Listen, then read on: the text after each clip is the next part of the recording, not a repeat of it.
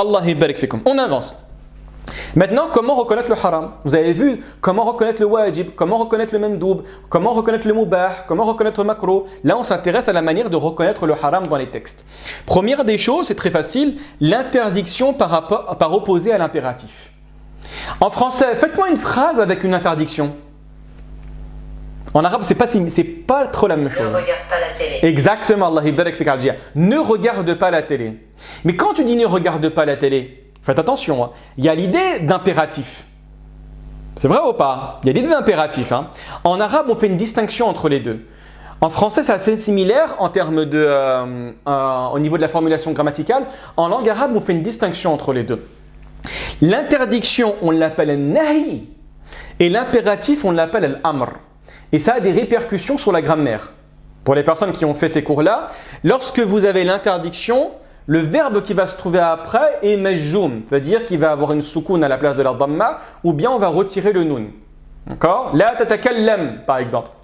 L'impératif, c'est une catégorie à part.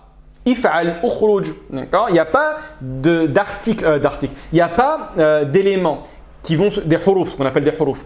Il n'y a pas d'élément qui va se trouver avant le verbe pour indiquer l'impératif, à l'exception d'un cas de figure, c'est le li. Li takhruj, par exemple, que tu sortes. D'accord? Et vous allez voir qu'il y a une répercussion rationnelle et logique qui va découler de la distinction qu'on fait entre l'interdiction et l'impératif. Regardez le verset, et Dieu dans le Coran dit « Et n'approchez pas la fornication. Wala taqrabu zina ». Donc ici on voit quoi? Il y a le la pour dire l'interdiction, par opposition au la nafiya, le la de la négation. Je sais que c'est un petit peu technique, je suis désolé. Donc ici, c'est pour comment on sait que c'est un la d'interdiction, parce que le verbe après, on a retiré le soukoun. La taqrabu. Là-bas, c'est la taqrabuna. D'accord? La taqrabu zina. Très bien. Donc c'est le verset 17 de la sourate, verset 32 de la sourate 17. Donc on comprend quoi? C'est extrêmement clair. Et pour information, c'est la catégorie la plus haute. Hein.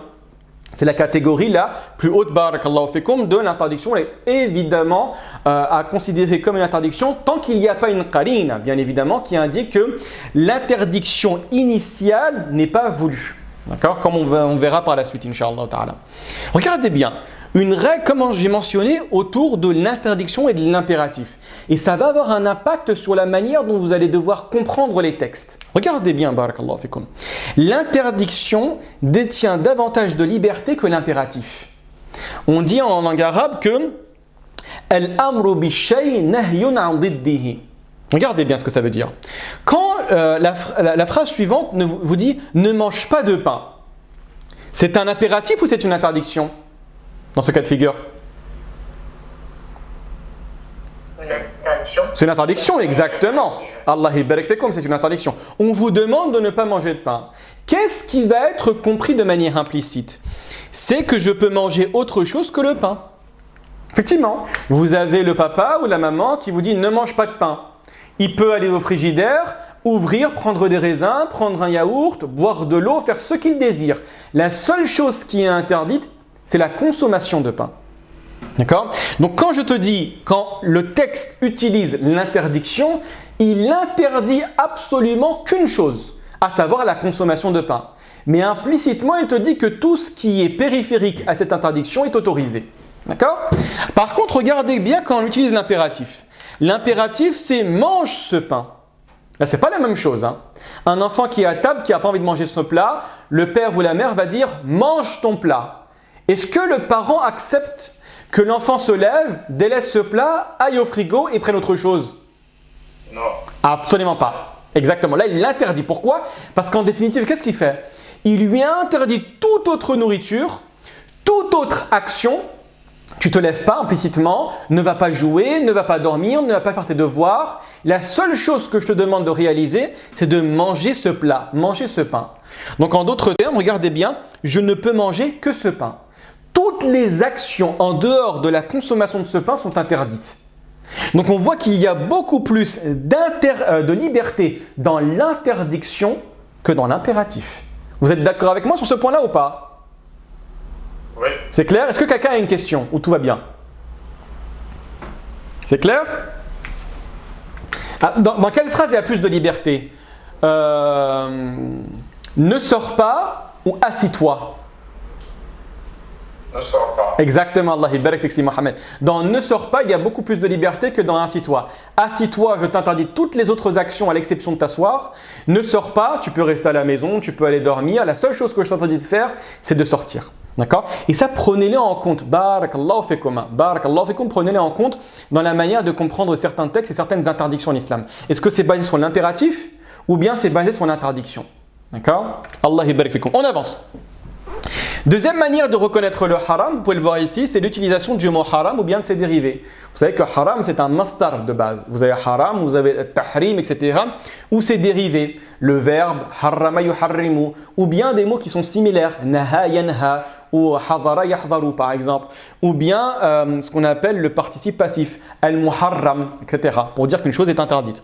Vous avez, regardez bien, Allah, alors qu'Allah a rendu licite le commerce, illicite l'intérêt. Wa ahallallahu al-bay'a wa harrama ar-riba. Le verset est extrêmement explicite, hein. Et à votre avis, ça rentre l'interdiction de l'usure et qat'iyyat dilala ou dhanniyat dilala par rapport à ce verset-là? Bien évidemment, Allah barik fikum. Qat'iyyat dilala, tu peux comprendre qu'une chose ici, hein, à savoir qu'Allah a autorisé le commerce et c'est extrêmement explicite dans la manière que Dieu a interdit l'intérêt. Et également, ce verset dit autre chose, que le commerce n'est pas, que l'intérêt n'est pas un type de commerce. Hein. Ah, c'est important à saisir. L'une des meilleures manières pour comprendre la gravité de l'intérêt, de l'usure, vous savez qu'en France, malheureusement, on fait une différence entre l'intérêt et l'usure. Hein. En islam, il n'y a aucune différence entre les deux. Riba, c'est riba. Tu me prêtes 1000 euros et tu conditionnes de te rembourser 1 euro, c'est du riba. 1 euro, c'est du riba. Même si c'est une demande avec une quantité négative. Hein. Par exemple, je te prête 1000 euros et tu me rends simplement 990 euros. C'est formellement interdit. D'accord? Allah barik fikum. On avance. Ensuite, vous avez la négation de la licéité d'une action. En gros, ceci n'est pas autorisé, ceci est interdit. Regardez bien. S'il divorce avec elle la 3e fois, alors elle ne lui sera plus licite tant qu'elle n'aura pas épousé un autre. Quelqu'un a compris ce verset ou c'est pas clair? Ça implique qu'il doit d'abord épouser une autre femme avant de vouloir redivorcer. Il ou elle? Avant. Mais qui doit se remarier? Il ou elle? La femme. C'est la femme, hein? Ah, exactement, faites attention, c'est la femme, hein? Exactement, Allah barik fik. Regardez bien ce verset. C'est ce qu'on appelle at-talaq al-ba'in baynulatan kubra. Vous avez deux types de divorce. Vous avez un divorce révocable et un divorce irrévocable. Dès lors que l'homme va divorcer de son épouse une fois ou deux fois, il a la possibilité de retourner avec elle.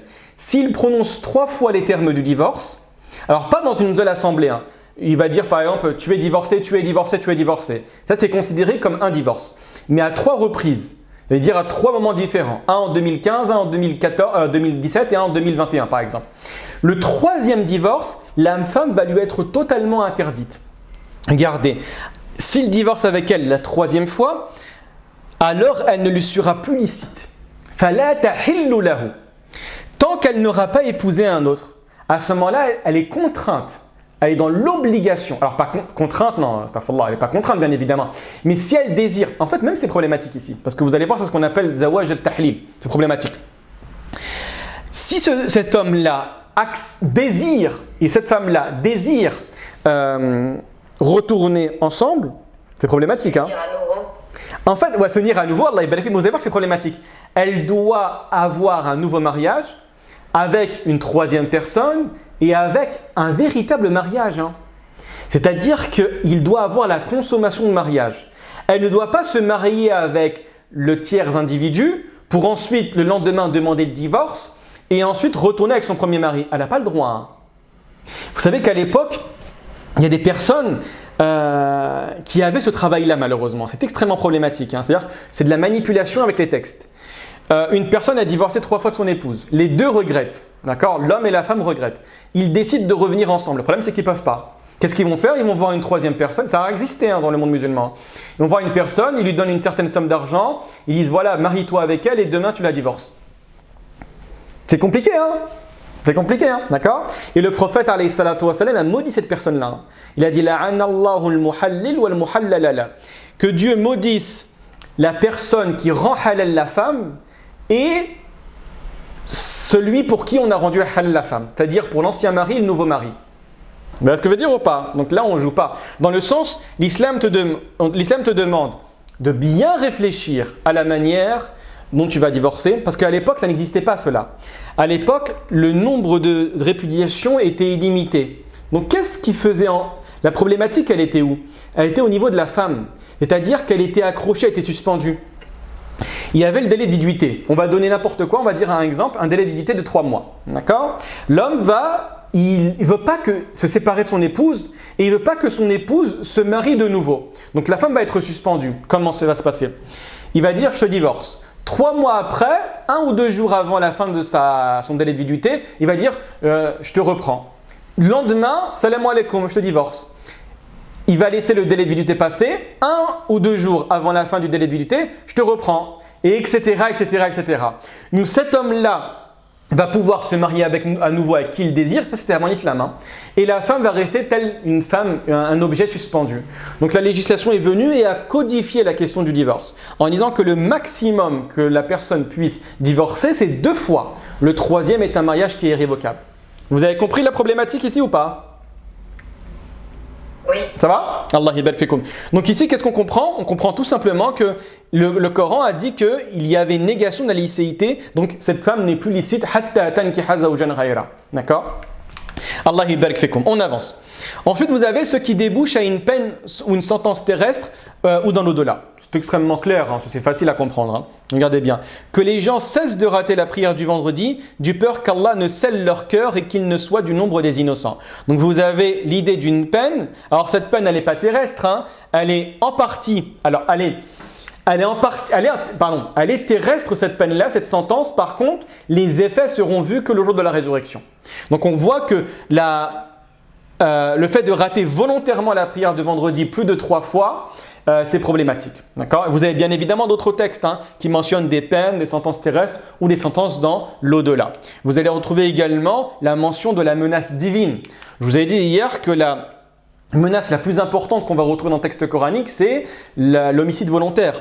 Quiconque tue intentionnellement un croyant, sa rétribution alors sera l'enfer pour y demeurer éternellement. Allah l'a frappé de sa colère, l'a maudit, lui a préparé un énorme châtiment. Prenez tous les textes coraniques et du hadith, il n'y a pas un châtiment, il n'y a pas plutôt une peine et une menace plus importante que celle-là. D'où l'importance, barakallahu fikoum, du sang. Quand je dis du sang, c'est-à-dire du crime. On ne rigole pas dans l'islam avec l'idée du sang. D'accord? On ne rigole pas avec cette question-là. Moi, je vous ai dit, comme hier, toutes les fatwas qui vont légitimer la question du meurtre, qui vont légitimer la question des actes, comme on appelle actuellement terroristes, etc., faites très attention avec ces fatwas-là. On joue un petit peu des fois avec l'ignorance de certains musulmans. Donc faites très attention. Allah yabarak fikum. On avance.